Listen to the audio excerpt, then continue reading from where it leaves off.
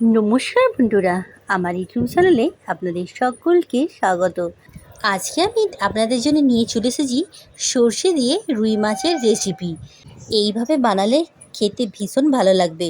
এখানে আমি 1 কিলো ওজনের একটা রুই মাছ কিনে নিয়ে চলে এসেছি।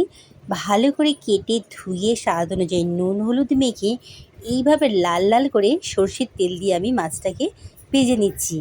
দেখুন বন্ধুরা, কি সুন্দর লাল লাল করে ভাজা হয়েছে। মাছটা এইভাবে লাল লাল করে ভাজলে এরও এক দারুণ টেস্ট পাওয়া যায়। এখানে আমি মশলা নিয়েছি একটা টমেটো, কাঁচা লঙ্কা আর 25 গ্রামের মতো সর্ষে, সব বেটে দিলাম। গরম তেলে 4-5 কোয়া রসুন ছোটো ছোটো করে, একটা শুকনো লঙ্কা ভালো করে লাল করে ভেজে মশলা বাটাটা দিয়ে স্বাদ অনুযায়ী নুন হলুদ লঙ্কা দিয়ে মশলাটা বেশ ভালো করে কষে নিতে হবে।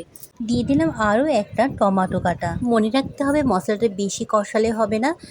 মশলা থেকে তেল ছাড়ার পরেই আমি মাছগুলো দিয়ে জল দিয়ে দিলাম।